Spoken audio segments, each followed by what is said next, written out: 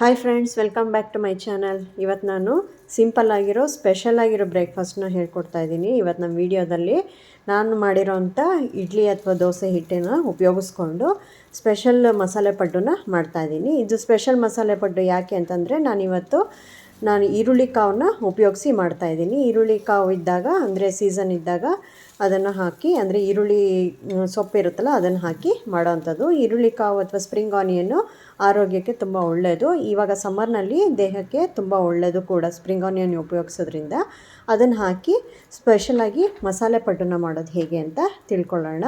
ನಾನು ಇದ್ರದ್ದು ಪಡ್ಡಿನ ಹಿಟ್ಟು ನಾನು ಆಲ್ರೆಡಿ ಹಿಂದಿನ ವಿಡಿಯೋದಲ್ಲಿ ಹಿಟ್ಟು ಮಾಡೋದು ಹೇಗೆ ಅಂತ ತೋರಿಸ್ಕೊಟ್ಟಿದ್ದೀನಿ. ಅದನ್ನು ನೀವು ಚೆಕ್ ಮಾಡ್ಕೋಬೋದು.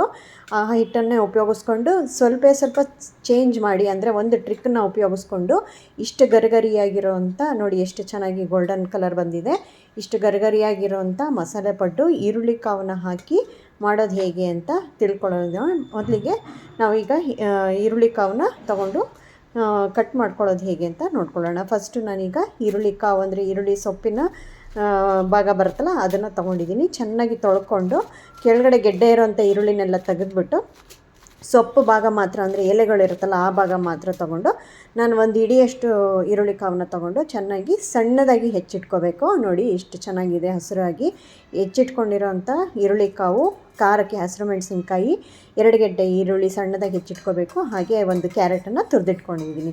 ಒಗ್ಗರಣೆಗೆ 2 ಟೇಬಲ್ ಸ್ಪೂನ್ ಎಣ್ಣೆ ಹಾಕಿ ಸಾಸಿವೆ, ಜೀರಿಗೆ ಮತ್ತು 1 ಸ್ಪೂನಷ್ಟು ಕಡಲೆಬೇಳೆನ ಹಾಕಿ ಲೋ ಫ್ಲೇಮಲ್ಲಿ ಕಡಲೆಬೇಳೆ ಗರಿಗರಿಯಾಗಿ ಬರೋ ಥರ ಹುರ್ಕೋಬೇಕು. ಆಮೇಲೆ ನಾವು ಹಸಿರು ಮೆಣಸಿನ್ಕಾಯಿ, ಇದು ನಿಮಗೆ ಖಾರಕ್ಕೆ ಎಷ್ಟು ಬೇಕೋ ನೋಡಿಕೊಂಡು ಹಾಕ್ಕೊಂಡು ಅದನ್ನು ಹಾಕ್ಕೊಂಡು ಆಮೇಲೆ ಒಗ್ಗರಣೆ ಮಾಡ್ಕೋಬೇಕು. ಎಲ್ಲ ಲೋ ಫ್ಲೇಮನಲ್ಲೇ ಒಗ್ಗರಣೆ ಮಾಡಿಕೊಂಡು ಹೆಚ್ಚಿಟ್ಟಂಥ ಸಣ್ಣದಾಗಿ ಹೆಚ್ಚಿಟ್ಟಿರೋವಂಥ ಈರುಳ್ಳಿನೂ ಕೂಡ ಹಾಕ್ಕೋಬೇಕು. ನಾನು ಇಲ್ಲಿ 1 ದಪ್ಪ ಗೆಡ್ಡೆ ಈರುಳ್ಳಿ ತೊಗೊಂಡಿದ್ದೀನಿ. ಚಿಕ್ಕದಾದರೆ 2 ಗೆಡ್ಡೆ ಈರುಳ್ಳಿನ ಹಾಕ್ಕೊಂಡು ಚೆನ್ನಾಗಿ ಒಗ್ಗರಣೆಯಲ್ಲಿ ಹುರ್ಕೋಬೇಕು.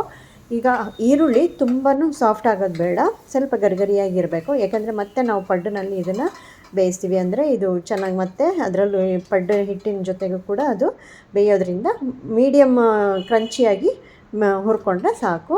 ಈಗ ನಾವು ಸ್ಟವ್ನ ಆಫ್ ಮಾಡಿ, ನಾವು ಅದೇ ಹೀಟಲ್ಲಿ ಸ್ಟವ್ ಮೇಲೆ ಇಟ್ಟಿದ್ದೀನಿ, ಆದರೆ ಸ್ಟವ್ ಫ್ಲೇಮ್ ಆಫ್ ಮಾಡಿಬಿಟ್ಟು ನಾವು ಈರುಳ್ಳಿ ಕಾವು ಏನು ಹೆಚ್ಚಿಟ್ಕೊಂಡಿದ್ವಲ್ಲ, ಅಂದರೆ ಈರುಳ್ಳಿ ಸೊಪ್ಪು ಸ್ಪ್ರಿಂಗ್ ಆನಿಯನ್ನು ಅದನ್ನು ಹೆಚ್ಚಿಟ್ಟಿದ್ದೇನೆ, ಅದಕ್ಕೆ ಹಾಕಿ ಕೈ ಆಡಬೇಕು. ಈಗ ನಾನು ಸ್ಟವ್ವಿಂದ ತೆಗೆದು ಈರುಳ್ಳಿ ಕಾವನ್ನ ಹಾಕಿರೋದನ್ನೆಲ್ಲ ಚೆನ್ನಾಗಿ ಕೈ ಆಡಿ ಸ್ವಲ್ಪ ತಣ್ಣಗಾದಮೇಲೆ ಕ್ಯಾರೆಟ್ ತುರಿ ನಾನು ಏನು ತುರ್ಕೊಂಡಿದ್ನಲ್ಲ ಅದನ್ನು ಕೂಡ ಸೇರಿಸ್ಕೊಳ್ತಾ ಇದ್ದೀನಿ.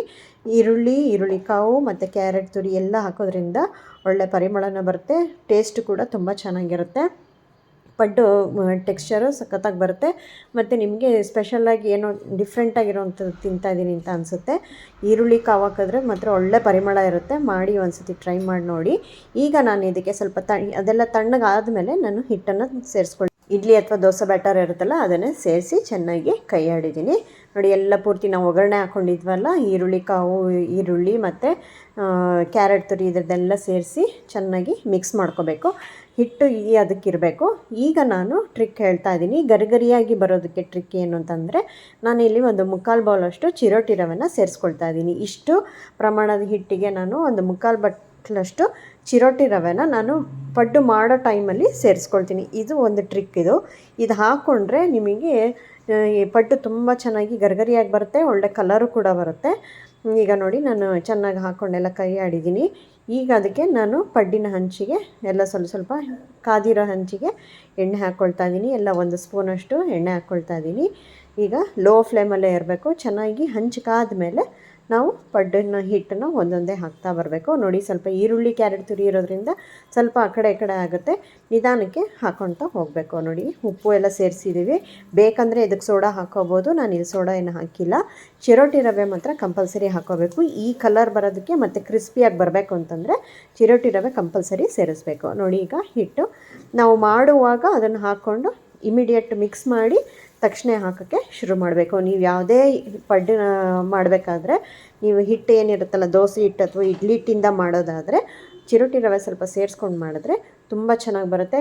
ಮೇಲ್ಗಡೆ ಎಲ್ಲ ಗರಿಗರಿಯಾಗಿರುತ್ತೆ, ಒಳಗಡೆ ಸಾಫ್ಟಾಗಿರುತ್ತೆ. ನೋಡಿ 2 ನಿಮಿಷ ಮುಚ್ಚಿಟ್ಟು ಆಮೇಲೆ ನಾವು ತಿರುಗಿಸಿ ಮತ್ತೆ 2 ನಿಮಿಷ ಬೇಯಿಸಬೇಕು. ನೋಡಿ ಪಡ್ಡು ಚೆನ್ನಾಗಿ ಇದಾಗುತ್ತೆ.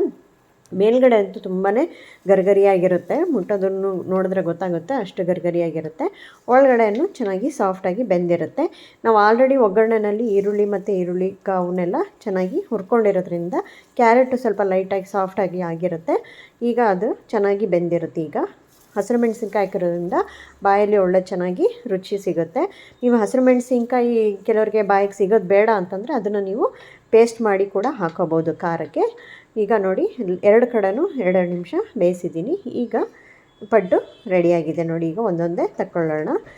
ಹಾಕುವಾಗ ಲೋ ಫ್ಲೇಮ್ ಇರಬೇಕು, ಎಣ್ಣೆ ಚೆನ್ನಾಗಿ ಕಾದಿರಬೇಕು. ಹಾಕಾದ್ಮೇಲೆ ಫುಲ್ ಫ್ಲೇಮ್ ಅಂದರೆ ಮೀಡಿಯಮ್ ಫ್ಲೇಮ್ ಇಡಬೇಕು. ಆಮೇಲೆ ತಕ್ಕೊಳ್ಳುವಾಗ ಮತ್ತು ಫ್ಲೇಮ್ನ ಕಮ್ಮಿ ಮಾಡಿಕೊಂಡು ತಕ್ಕೋಬೇಕು. ಇಲ್ಲ ಅಂದರೆ ಹಂಚು ತುಂಬ ಹಿಡಿಯೋಕ್ಕೆ ಶುರು ಆಗಿಬಿಡುತ್ತೆ, ಅಂದರೆ ಕೆಳಗಡೆ ತಳ ಹಿಡಿಯೋಕ್ಕೆ ಶುರು ಆಗ್ಬಿಡುತ್ತೆ. ಯಾವಾಗಲೂ ಫುಲ್ ಫ್ಲೇಮಲ್ಲೇ ಇಟ್ಕೊಂಡ್ರೆ ಇದೊಂದು ಟಿಪ್ಪು ನೋಡಿ. ಮತ್ತು ಈಗ ಸೆಕೆಂಡ್ ಬ್ಯಾಚ್ ಹಾಕ್ತಾಯಿದ್ದೀನಿ. ಮತ್ತು ಒಂದೊಂದು ಸ್ಪೂನ್ ಎಣ್ಣೆ ಹಾಕಿ, ಎಣ್ಣೆ ಕಾದ್ಮೇಲೆ ನಾನು ಮಿಕ್ಸ್ ಮಾಡ್ಕೊಂಡಿರೋಂಥ ಹಿಟ್ಟನ್ನು ಹಾಕ್ತಾಯಿದ್ದೀನಿ. ಇವಾಗೆಲ್ಲ ಮತ್ತೆ ಕ್ಲೀನಾಗಿ ಮಿಕ್ಸ್ ಮಾಡ್ಕೊಂಡು ಹಿಟ್ಟನ್ನು ಹಾಕೋಬೇಕು. ಒಂದೊಂದೇ ಏನು ನಮ್ಮದು ಇದು ಪಡ್ಡು ಹಂಚಿನಲ್ಲಿ ಇದೆಯಲ್ಲ ಅಲ್ಲಿಗೆಲ್ಲ ಹಾಕ್ಕೊಳ್ತಾ ಬರಬೇಕು.